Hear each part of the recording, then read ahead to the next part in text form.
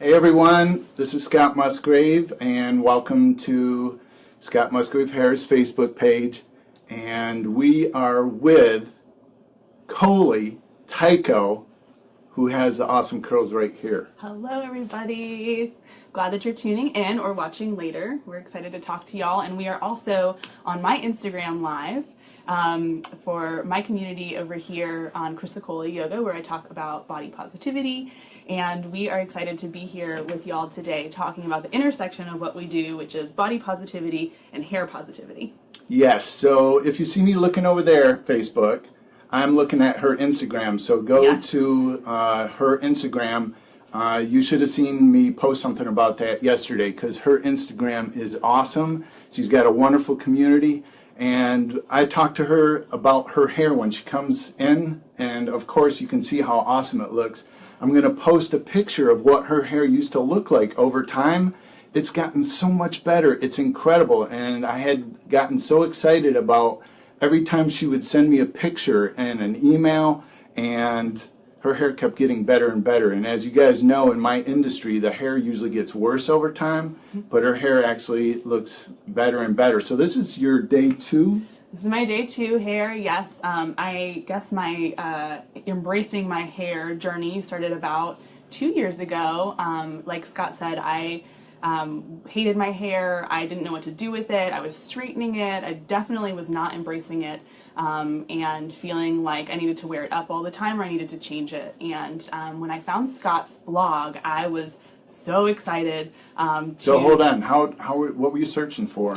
Gosh, that is a good question. I think I must have like gone down the rabbit hole of like Googling curly hair and curly hair haircutters. Oh, I remember, and then I got onto the Deva Curl haircut, and I was Googling that. And then, yeah, I think I must have found somebody else in our community who gave me your name as well, and I was like, oh my god. So then you found my blog and just started reading it? I started reading it. I started just resonating with everything. Like, yes, oh my gosh, like this is somebody who knows what they're doing with curly hair, but also is like speaking the right message. Like, how can you embrace what you have naturally and learn to love it instead of trying to change it all the time or hating it all the time? And that just vibed so well with what I believe in the body positivity community and what I do for a living. So I am also a therapist in private practice, and I specialize in working with people that have eating disorders or body dysmorphic disorder or just in general like a negative relationship with their body. So I am all about being able to learn to embrace and love what is naturally ours, and that is Scott's whole thing. So it was really cool to meet you and find your practice. So while I'm cutting her hair and I'm talking about her hair in a way that when a client first comes in, their hair is kind of all over the place, but I always say your hair is beautiful, and it is beautiful. The main deal is most people have been mistreated or misinformed with how they work with their hair. So when they go in and get a service done, the stylist is usually trying to fix their hair as if there's something wrong with it. They're trying to blow it out. They're trying to sell you a flat iron and a lot of products, which is kind of what you were doing, right? Absolutely, yes. Every haircut, y'all, I swear, I would leave crying, literally in tears. They would straighten my hair, they would wet it, and then comb it out and cut it, and I would get these windows into the curls, like underneath. It was so horrible, and it truly was traumatic, and I felt like no one understood me. No one understood my hair. So when I met Scott, it was like, oh, like, yes, thank you so much. Someone who gets it, who can talk to me about what's going on. Yeah, and you know, as many of you know that come to me, I have you go through just talking with you for like 20 minutes to just let you unload all of what you've experienced in your world, kind of like what... Yes, exactly what I do in my practice, yeah. And so then I take you from that old story world into my world, into the curly hair world. And that's a whole new journey that starts off with a lot of excitement to start introducing you to the straight hair cutting methods that are done on curly hair. Make a triangle. Regular layering methods make a triangle. Then you're sold products that make it poofy. So I have to bust through all those barriers to come down to some form of truth, and the level of trust that you guys place in me and you to take you out on a new journey we appreciate that, and so it's definitely a journey.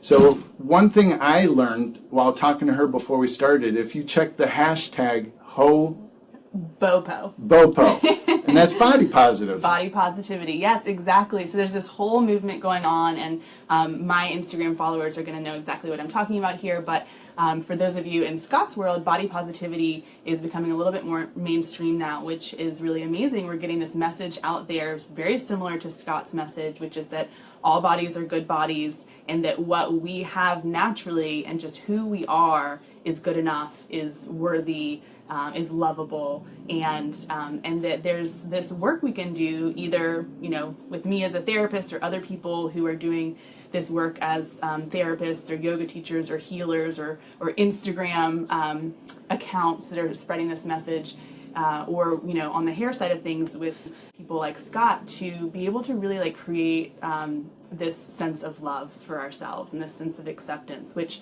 truly is life-changing. So I'm just so happy to be here today, sort of talking about that intersection and bringing these two worlds together, because I think, body positivity is such an important thing. Obviously, eating disorders are really impactful, scary things that can come from body hatred, and it is not 100% the same. Obviously, like if you hate your hair, you're medically not unstable, that sort of thing. And it really does impact how you feel about yourself, your hair and what you're born with naturally, whether that's straight hair, wavy hair, curly hair, coily hair, whatever it is, frizzy hair, is you are okay, you are enough, you are worthy just the way you are. And there are people out there to support you on that journey. Yeah, I think a big part of what we both relate to is somewhere along your early journey, probably somebody mistreated you or misinformed you, and that hurt a part of your soul.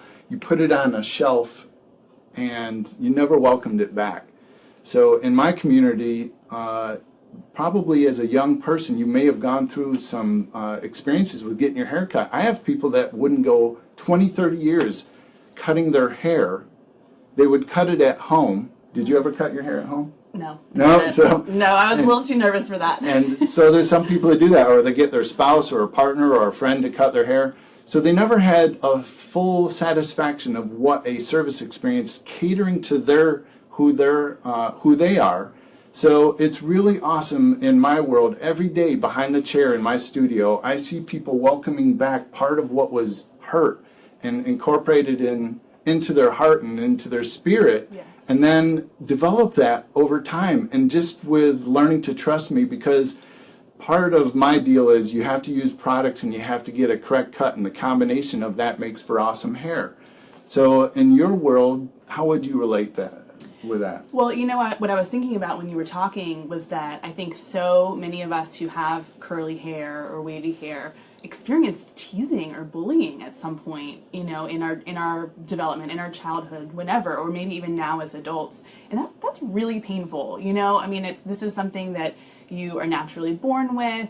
It can be truly celebrated and can be a wonderful part of you and your aesthetic. But when you're bullied and you're made fun of it, for it, it's so painful and horrible. And then being able to get to that place where you learn to embrace it, or you get, honestly, like Scott, you gave me permission to love my hair and to begin to accept it. That is huge, I think, for anybody who has anything they've been made fun of for, or just didn't know how to embrace. Getting permission from an outside source is really huge. That is like the entryway into being able to give yourself permission to love what is naturally yours. So I think that is a really important intersection of hair positivity and body positivity. And that, you get me choked up just talking about that. So that's a part of being able to find out in our communities both that when you need help and you're not getting it from the places that you go online and you try to find help. So we're putting ourselves out there to the world to let them know there is somebody that can help them. Yeah. But man, you got to filter through some of that stuff to get to and to get to trust. So now you're also, how long have you been doing yoga?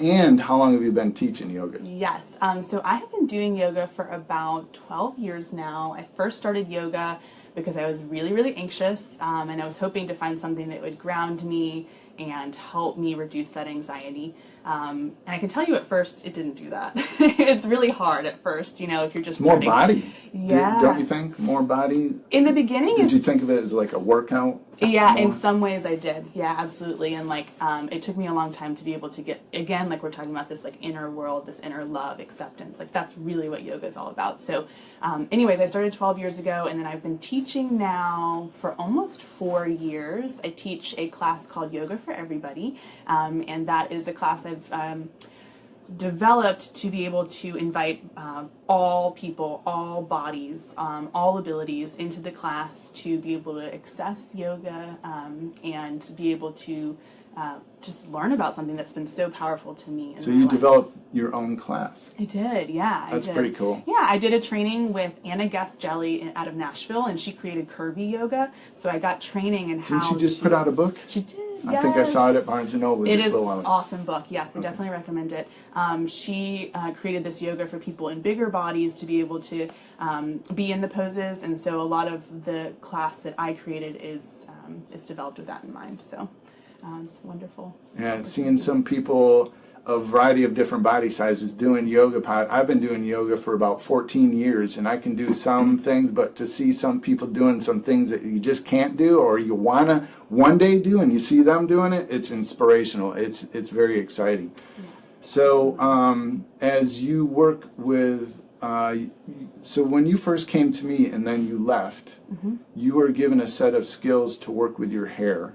Yep. How long did it take for you to kind of get your flow going of understanding how to work with your hair? That is a really great question. I would say that it sort of happened in different layers, if you will. Like coming home with those instructions and having actually done my own hair, y'all. Like this is one of the coolest things that Scott does, is that he teaches you his method, the math method, but then he has you do it, actually do, you know, put the product in your hair while you're in his salon, in his studio. So that you leave being like, oh, like I've experienced this, I've done this before. It's not just the person you were getting your hair cut by who's done it. It's so much easier to go home and then begin to practice. So I did that. You know, for me, it was like a lot of experimenting with different kinds of products because, y'all, everybody's body is different, everybody's hair is different, right? So Scott can say, like, here are some places to start, but then you kind of have to make it your own. And so there are these layers that happened when I was trying different products. I was experimenting, like, how much conditioner do I leave in my hair, you know, or how much product do I put on and how do I apply it, you know? So off the bat, things really were starting to feel better internally for me in my relationship with my hair within like the first week.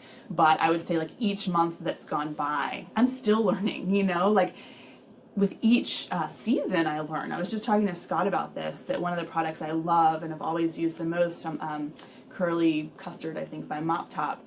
That is like my jam in the summertime, but in the winter when it's cold and the air is dry, it doesn't do so well. It really dries out my hair. So there's just this experimenting that has to happen, and it's sort of an interesting journey because I don't think you would think that you would put this much thought or experimentation into your hair, but it kind of becomes fun in a way. It doesn't have to take up too much time, but you know, every time you do wash your hair, and I don't know, for those of you who don't have curly hair, you might not know that you really probably only do your hair like 2, maybe 3 times a week. You're not washing it as often, but each one of those times is an opportunity to sort of play around and do something a little different. So